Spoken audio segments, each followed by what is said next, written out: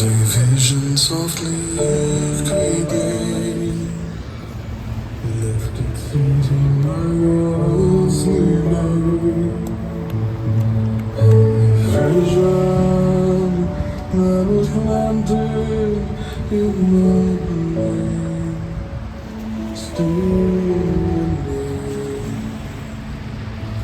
in the sound of silence.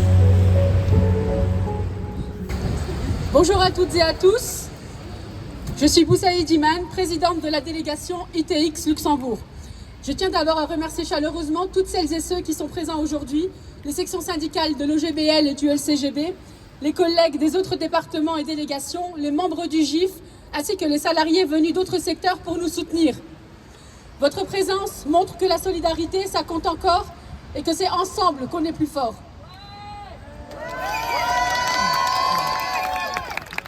Le groupe Inditex, c'est l'un des plus grands groupes mondiaux de prêt-à-porter, avec des enseignes bien connues de tous, comme Zara, Bershka, Stradivarius, Pull&Bear, Massimo Dutti, Oysho et Zara Home. Mais derrière ces vitrines, derrière ces marques internationales, il y a nous, des femmes et des hommes qui chaque jour font vivre les magasins, accueillent les clients, rangent, conseillent, encaissent et gèrent les stocks. Aujourd'hui, nous sommes ici parce que la situation n'est plus acceptable. Aujourd'hui, et depuis des mois, nos négociations au Luxembourg sont bloquées. Aucune avancée sur la convention collective. Et soudain, à l'approche de notre piquet de protestation, la direction annonce une augmentation des tickets restaurants. C'est une avancée minime, certes, mais une avancée quand même. Et s'il y a bien une chose que cela montre, c'est que quand les salariés se mobilisent, la direction bouge. Mais soyons clairs, ce petit pas ne répond pas à nos revendications. Il ne règle ni le fond du problème, ni les véritables enjeux que nous portons. Des salaires justes, des conditions dignes et du respect. Mais au-delà de ces négociations, il y a un symbole fort, le retour de la prime monde, que nous réclamons légitimement depuis des années. Cette prime, tous les salariés du groupe la percevaient avant le Covid. C'était environ 600 € bruts par salarié. Un petit montant, certes, mais une grande reconnaissance. Un geste qui disait « Votre travail compte ». Depuis la pandémie, cette prime a tout simplement disparu. Et pourtant, Inditex n'a jamais été aussi prospère. En 2024, le groupe a enregistré le bénéfice le plus élevé de son histoire, avec plus de 5,87 milliards d'euros. 5,87 milliards. Mais une fois encore, ce sont les actionnaires qui en profitent, tandis que celles et ceux qui font vivre l'entreprise, les vendeurs, les préparateurs, les logisticiens, les équipes de terrain n'en voient pas la couleur. Nous avons porté cette demande à 3 reprises devant le comité d'entreprise européen et à 3 reprises, la direction espagnole nous l'a refusé. C'est pourquoi nous avons décidé d'agir ensemble aujourd'hui, dans plusieurs pays européens, à la même heure, pour rappeler une vérité simple. Sans les salariés, Inditex ne serait rien.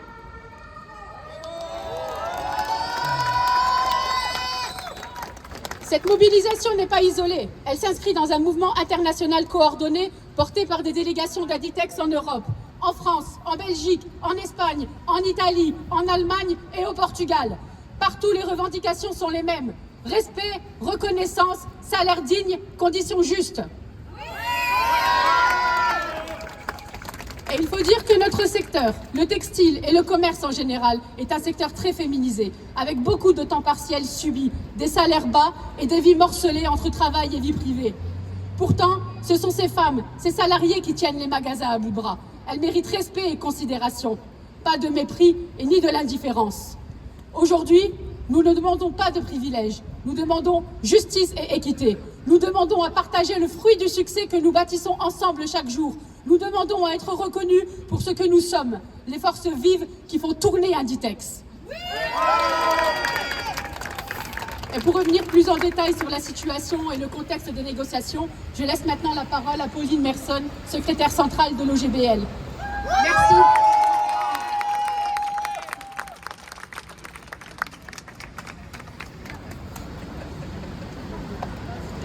Merci Iman. Bonjour à toutes et à tous et merci d'être si nombreuses et si nombreux aujourd'hui. Vous le sentez, n'est-ce pas? Il y a quelque chose dans l'air aujourd'hui, comme un courant électrique qui nous traverse, une sorte de fil invisible qui nous relie tous. Ce fil, c'est la solidarité, l'union internationale. Parce qu'aujourd'hui, chers camarades, comme Iman l'a expliqué, ce mouvement dépasse les frontières. Partout, en Espagne, en France, en Italie, au Portugal, en Allemagne, partout, en ce moment même, les salariés d'Inditex, les travailleurs d'ITX se lèvent pour une revendication commune, simple et légitime. Le rétablissement d'une prime supprimée pendant la crise Covid au nom de la solidarité et du sacrifice collectif. Comme cette prime devait revenir, mais elle n'a jamais été rétablie. 5 ans plus tard, l'entreprise se porte à merveille, mais la promesse, elle, est restée dans les cartons. Ou plutôt, soyons honnêtes, dans les poches du patron. Alors maintenant, c'est au patron que je m'adresse. Pas au petit indépendant qui se bat comme nous pour ne pas se faire écraser par les géants. Pas au cadre coincé entre le marteau et l'enclume. Non, celui à qui je parle, c'est le vrai patron. Celui à qui nos interlocuteurs doivent demander la permission avant de pouvoir bouger le petit doigt. ITX, Inditex, écoute-moi. Car à force de jouer avec la patience de tes salariés, d'ignorer les délégués, de mépriser les syndicats et de traiter le dialogue social comme un décor, eh bien aujourd'hui, Inditex, voici un avertissement.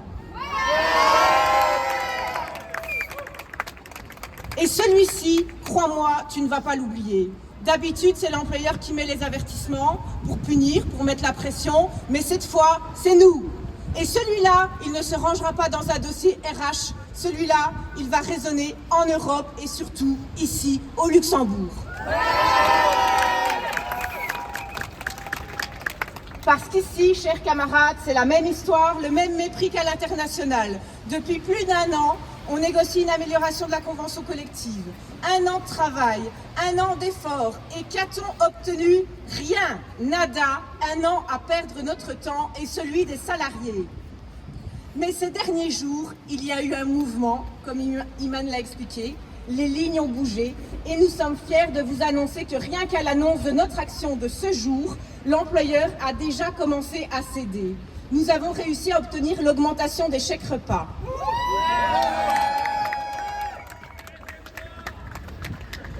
Une revendication vieille d'1 an, une ligne rouge pour laquelle nous nous battons sans relâche. Alors oui, c'est une bonne nouvelle, oui, c'est une victoire. Mais attention, ceci n'est ni un cadeau, ni une faveur.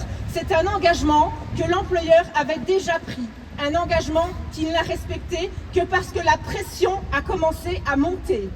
Car si l'employeur a déclaré forfait sur un point, avant même que notre action ait lieu, ce n'est certainement pas pour nos beaux yeux, encore moins par bonté. C'est parce qu'il redoute d'être affiché, parce qu'il espère édulcorer notre colère, peut-être nous faire taire, mais ça, c'est bien mal nous connaître.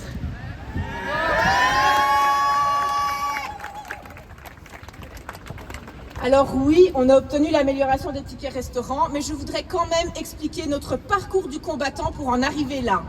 Au début, la direction nous a promis, on va augmenter les chèques repas, on va améliorer la grille des salaires, on va vraiment rendre meilleures les conditions de travail. Et puis, l'employeur a retourné sa veste. Oui, on pourrait croire à une mauvaise blague venant d'un employeur du textile.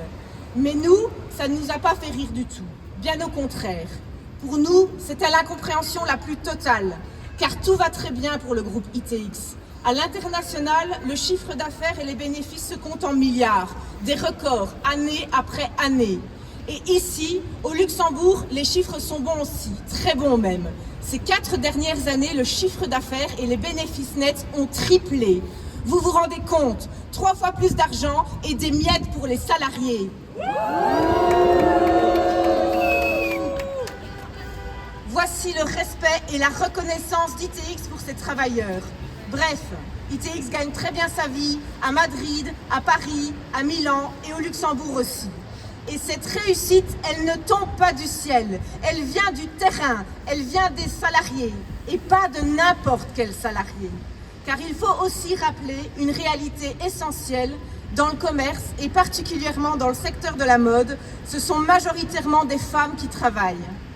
Des femmes en temps partiel, des temps partiels très souvent imposés, des vies éclatées pour suivre surtout les besoins des magasins, pas les besoins de leur famille. Car ne soyons pas dupes, c'est aux patrons que le temps partiel profite, rarement aux salariés. Et dans le textile, le patron use et abuse des femmes qui courent après les heures, après les fins de mois. Et pendant ce temps, les millions et les milliards s'empilent, les bilans brillent. Comme par magie? Non, chers camarades, pas par magie, et surtout pas sans conséquences. Parce que cette richesse, elle se construit sur des réalités qu'on préfère cacher. Et parmi elles, les inégalités dont les femmes paient le prix fort. Nous sommes fin novembre. Nous avons passé ce jour symbolique où les femmes cessent d'être payées jusqu'à la fin de l'année à cause des inégalités salariales. Et ITX le sait très bien. Il connaît ces injustices. Il en fait même son business, son fonds de commerce. Le groupe participe allègrement à la précarisation d'un secteur féminisé. Il profite car il pense que les femmes sont vulnérables, qu'elles n'oseront pas, mais il se trompe gravement. Car mesdames, nous ne resterons pas silencieuses. Nous sommes fortes et déterminées. Alors je vous le dis clairement aujourd'hui, les femmes aussi vous avertissent.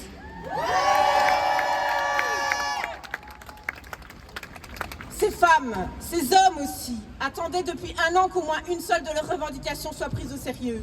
Des négociations bâclées par l'employeur, 10 minutes expédiées en fin de séance, comme si parler du sort des salariés n'avait aucun intérêt. Alors oui, on a voulu rappeler au patron l'importance de ces salariés. On l'assume pleinement. On a dit maintenant, ça suffit. Pour celles et ceux qui sont les véritables orfèvres de la richesse de l'entreprise, on a recadré les choses. On a remis au centre de la table leurs revendications. On a rappelé que le respect, ce n'est pas une option. Mais cet employeur sans scrupules a continué à emballer du vide avec de jolis mots et des points de suspension. Et ça, pour le coup, le patron, il est doué. Mettre en suspens les négociations, faire flotter ses engagements, faire léviter les revendications des salariés et pouf, tout disparaît. Un vrai magicien, le David Copperfield de la déception. Des grands sourires devant, des promesses comme des berceuses d'enfants et puis paf, réveil brutal, retour à la réalité où tout n'est que mensonge et rictus, où tout n'est que supercherie. Et cette imposture, on ne la voit pas seulement à la table des négociations. On la vit tous les jours sur le terrain. Quand on empêche les représentants syndicaux d'entrer, quand on met la pression sur les délégués, quand on préfère intimider plutôt qu'écouter, quand la mauvaise foi devient une véritable technique de négociation.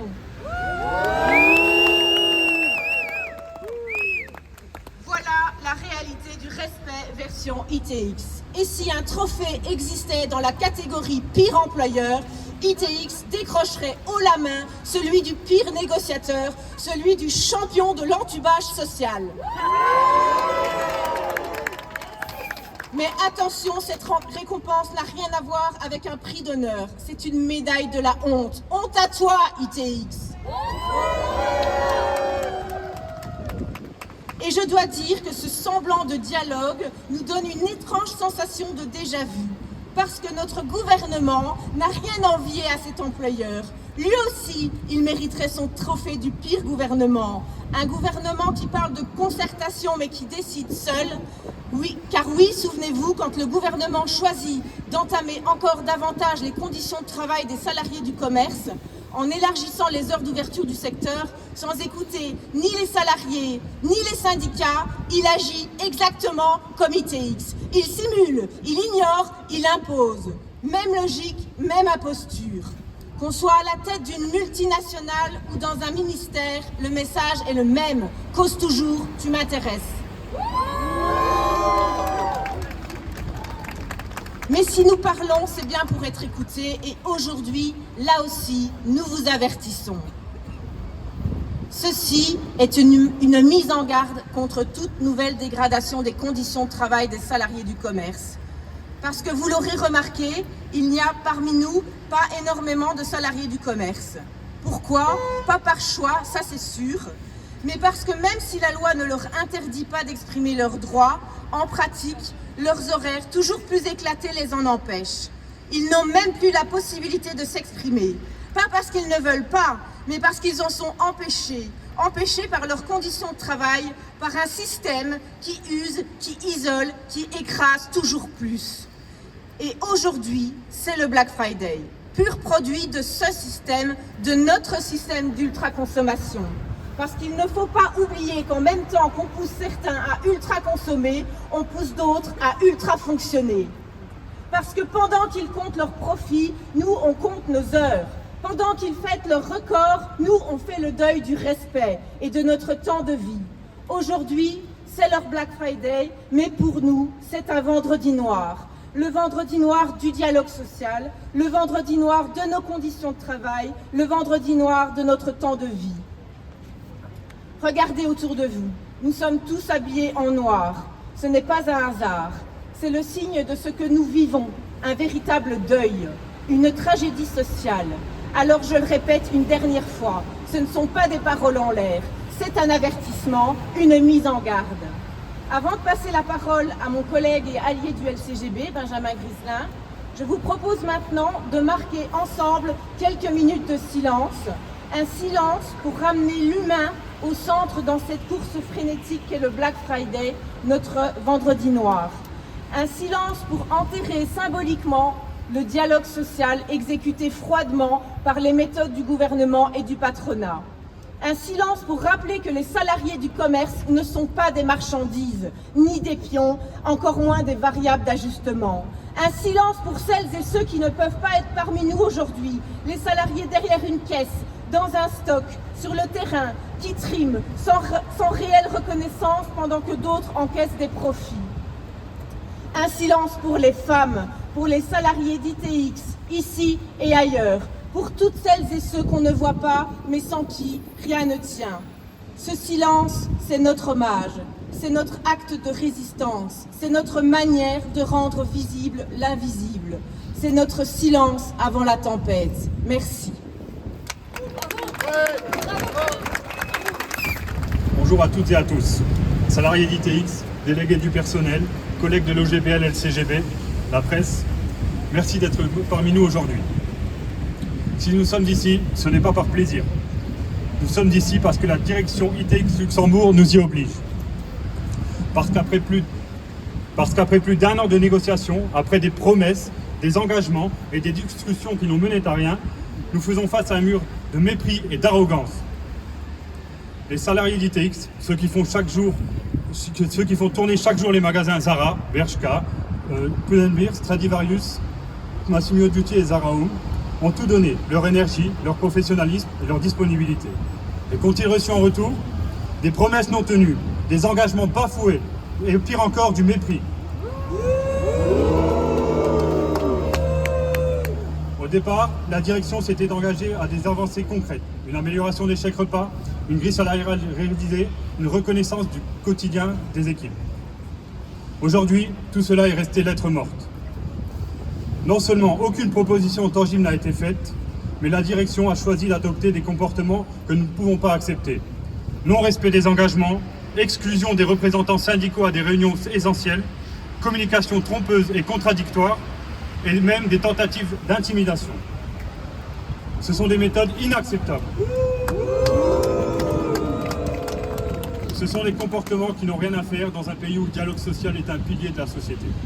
Et qu'on soit clair, ce genre d'attitude ne fait pas reculer le mouvement syndical. Au contraire, cela renforce notre détermination, notre cohésion et notre unité.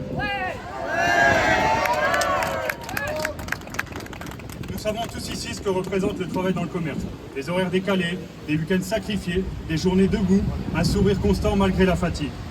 Ce sont des métiers exigeants, parfois épuisants, mais essentiels. Sans les salariés du commerce, rien ne tourne. Pas de vitrine, pas de vente, pas de chiffre d'affaires. Et pourtant, trop souvent, le commerce est synonyme de précarité. Des contrats instables, des salaires bas, des pressions constantes, des conditions de travail dégradées. Alors aujourd'hui, à travers ce piquet, nous disons haut et fort, le respect du travail dans le commerce, ce n'est pas négociable. Le respect des salariés, ce n'est pas une faveur, c'est un droit. Nous demandons simplement la reconnaissance de la valeur réelle de ce travail. Parce que chaque caisse ouverte, chaque rayon rangé, chaque client satisfait, c'est le fruit du professionnalisme de ces femmes et de ces hommes. Et ce que nous revendiquons aujourd'hui, ce n'est pas un privilège, c'est la justice sociale.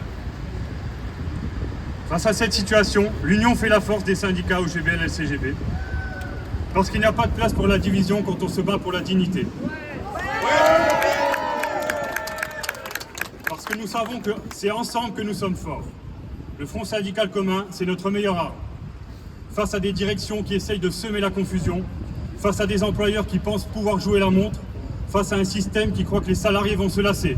Non, nous ne lâcherons pas. Nous ne reculerons pas. Et nous ne laisserons personne piétiner les droits des salariés ou des syndicats. Chaque tentative d'exclusion ou de pression ne fait que nous souder davantage. Chaque refus de dialogue renforce notre détermination.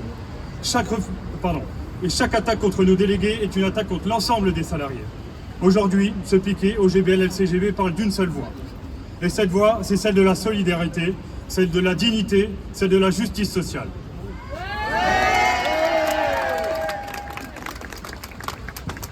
Ce qui se passe chez ITX n'est pas un cas isolé. On le voit ailleurs, dans d'autres entreprises, dans d'autres secteurs.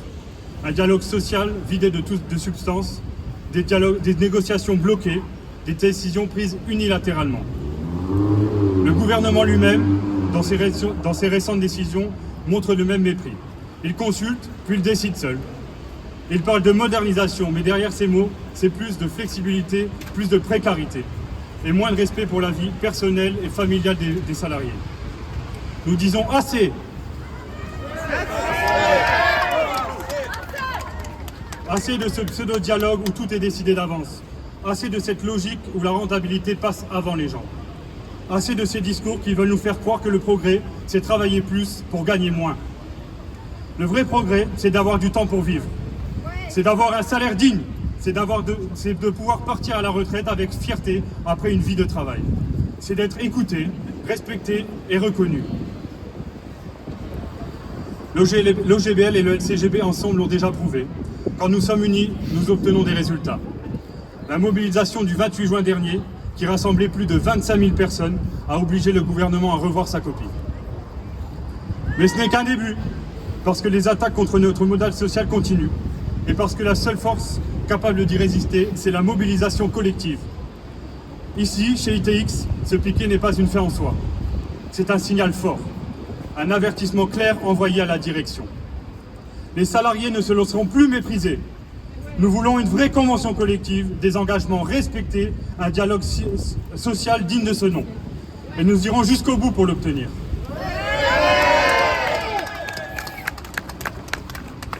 Regardez autour de vous. Ce que nous voyons ici, c'est la solidarité en action. Des collègues venus de différents magasins, des délégués des deux syndicats, des collègues unis par une même conviction. Ensemble, on est plus fort. La solidarité, c'est ce qui fait notre force face à la peur. Ce qui transforme l'indignation en action. C'est ce qui fait qu'un piquet comme celui-ci devient un symbole. Et ce symbole, c'est celui des femmes, des hommes debout, qui refusent le mépris, qui exigent le respect et qui ne se tairont pas. Alors oui, ce piquet est un moment de colère, mais c'est aussi un moment d'espoir. Parce que chaque fois que nous relevons la tête, chaque fois que nous faisons front ensemble, nous faisons avancer toute la société. Ce que nous défendons ici, ce n'est pas seulement un meilleur chèque repas ou une grille salariale révisée. Ce que nous défendons, c'est un modèle fondé sur le respect, la dignité et la justice sociale. Ce que nous défendons, c'est l'idée qu'un salarié n'est pas une simple variable d'ajustement, mais un être humain avec des droits, une famille et une vie. Et ça, nous ne le négocierons pas. Alors aujourd'hui, nous disons avec force, nous ne céderons pas, nous ne baisserons pas les bras, nous continuerons à nous battre ensemble pour le respect, pour la reconnaissance et pour la justice sociale. Parce que l'union fait la force, parce que nous demandons le respect du travail des salariés d'ITX dans l'ensemble du secteur du commerce. Parce que la solidarité, elle, ne se négocie jamais. Merci à toutes et à tous. Courage, détermination et solidarité.